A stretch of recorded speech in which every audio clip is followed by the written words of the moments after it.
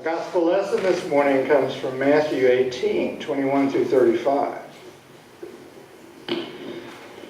Then Peter came and said to him, Lord, if another member of the church sins against me, how often should I forgive? As many as 7 times? Jesus said to him, Not 7 times, but I tell you 77 times. For this reason, the kingdom of heaven may be compared to a king who wished to settle accounts with his slaves. When he began the reckoning, one who owed him 10,000 talents was brought to him. And as he could not pay, his lord ordered him to be sold, together with his wife and children and all his possessions, and payment to be made. So the slave fell on his knees before him, saying, Have patience with me, and I will pay you everything. And out of pity for him, the lord of that slave released him and forgave him the debt. But that same slave, as he went out, came upon one of his fellow slaves who owed him 100 denarii. And seizing him by the throat, he said, Pay what you owe. Then this fellow slave fell down and pleaded with him, Have patience with me, and I will pay you. But he refused. Then he went and threw him into prison until he should pay the debt. When his fellow slaves saw what had happened, they were greatly distressed, and they went and reported to their lord all that had taken place. Then his lord summoned him and said to him, You wicked slave, I forgave you all that debt because you pleaded with me. Should you not have had mercy on your fellow slave as I had mercy on you? And in anger his lord handed him over to be tortured until he could pay his entire debt. So my heavenly Father will also do to every one of you, if you do not forgive your brother or sister from your heart. This is the word of the Lord.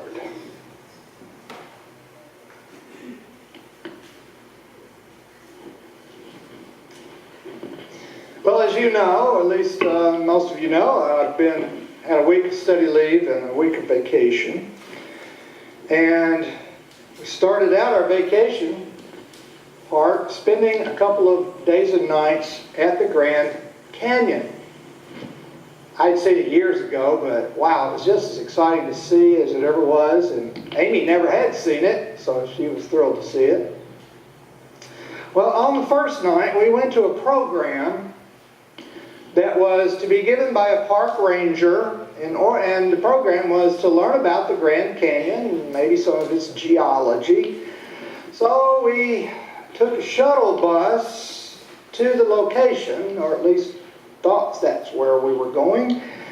The bus driver, it was dark already. It was dark, and the bus driver let us out in the middle of a big parking lot in the middle of the woods in the dark.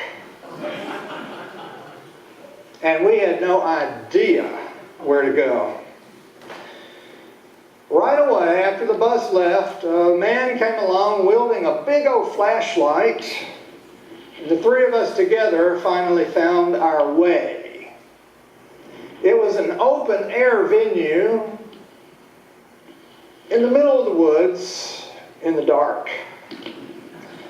Like typical, the chairs were lined up, and there was a aisle in the middle, and in front was a little square building, and the wall facing the seats was basically a big old screen for showing videos. So the program got started, and this young woman came out, the park ranger, to lead it.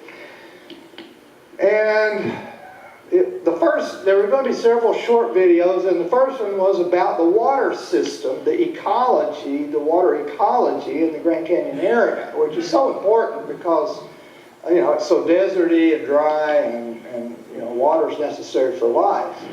And so, at first we got a little scare.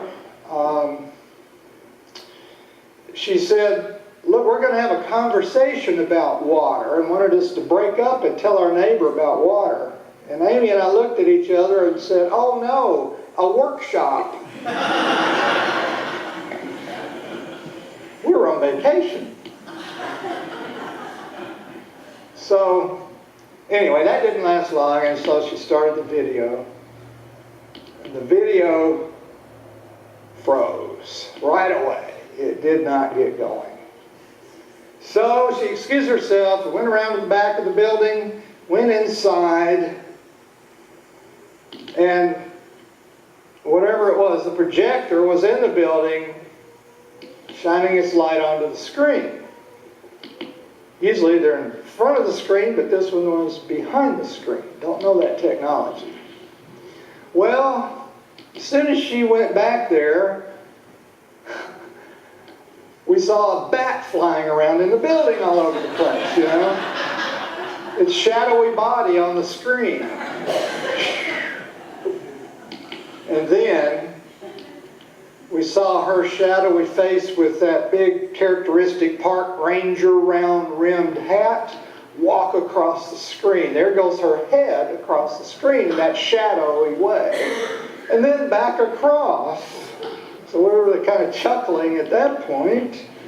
Finally she comes back out and informs us that there was a bat in that building.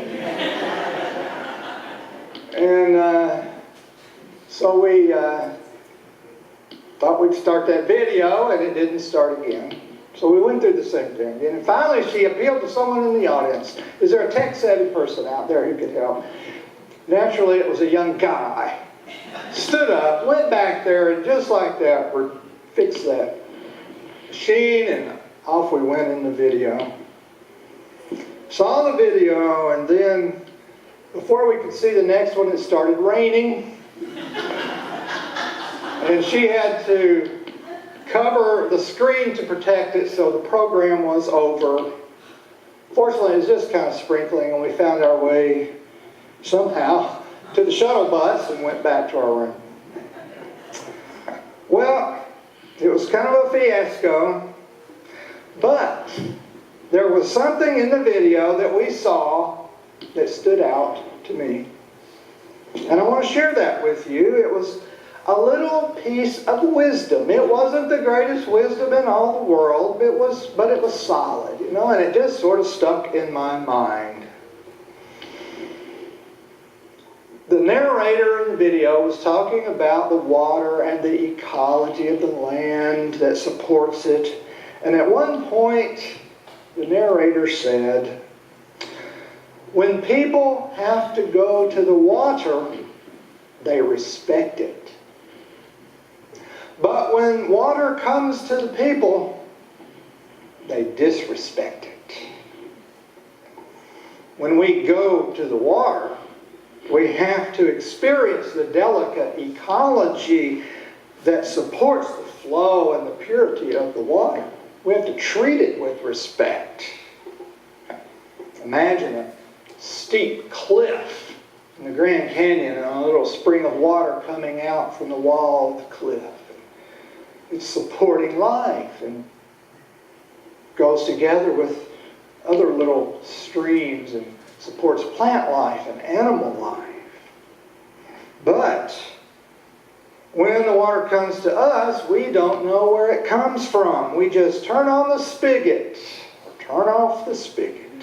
And we're kind of cut off from the land and its ecology and its importance.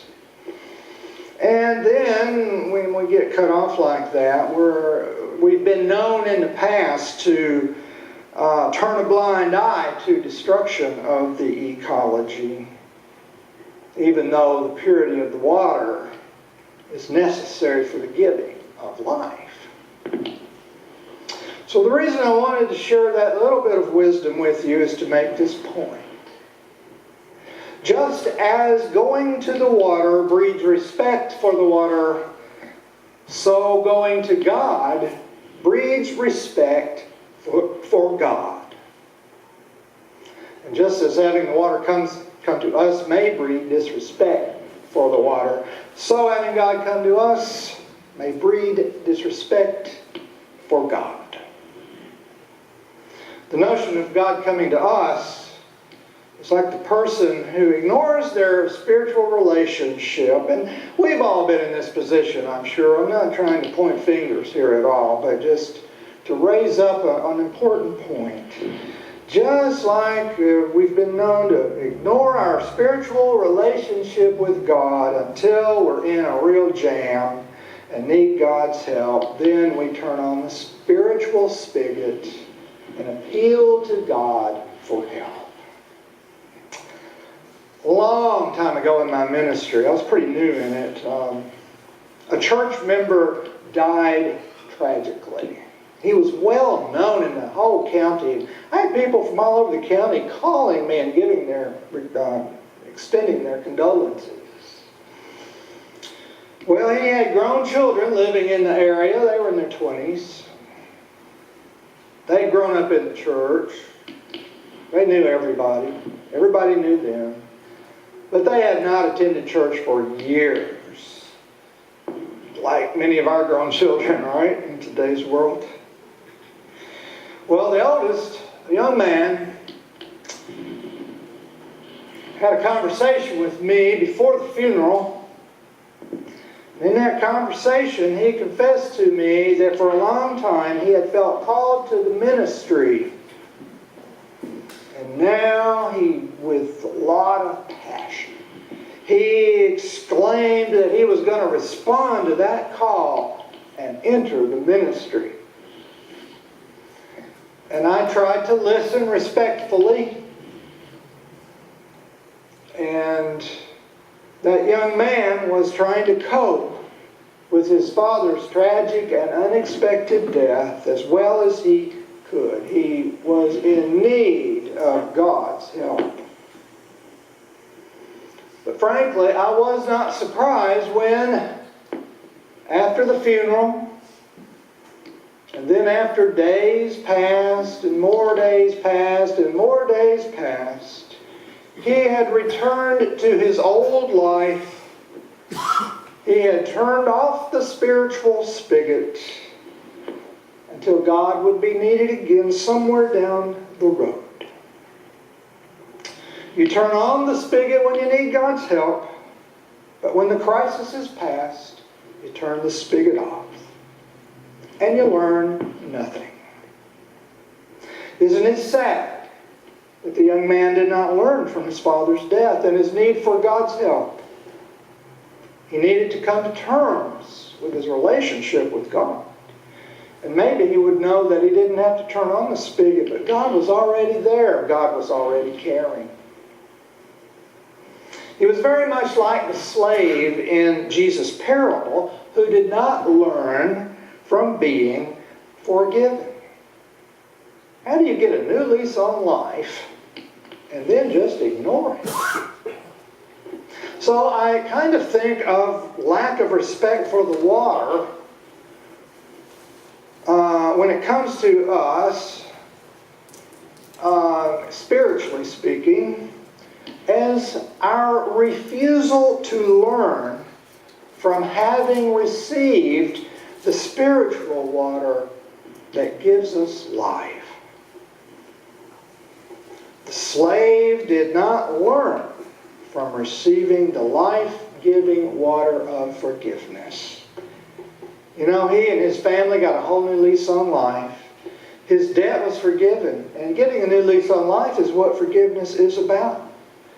And if the king had not forgiven him out of pity, then he, his whole family, and all his possessions would have been sold to pay for the debt. And if that weren't bad enough, it's possible that his family would have been split up in the sale. How could he be so blind that he could learn no lesson from having been forgiven? What do you do when you learn? Well, you look at what's happened. You reflect.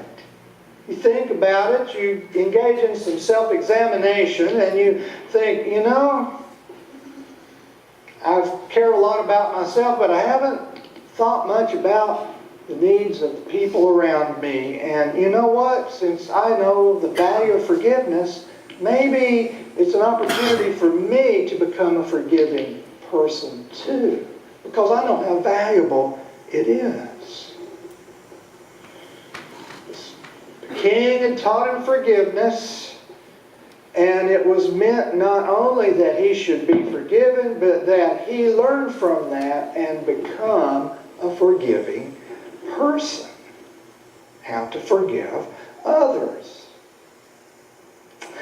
Well, the failure to reflect and the failure to learn meant that he acted cruelly as soon as he saw a slave who owed him money.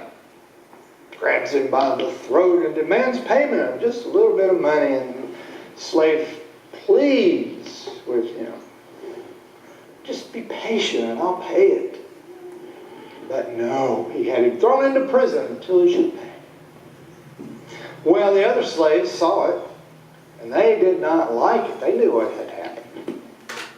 So word got back to the king, and the king did not like it. So he summoned this forgiven slave and just gave him a lesson, tried to do his learning for him. I showed you mercy, and should you not have shown the other person mercy in turn?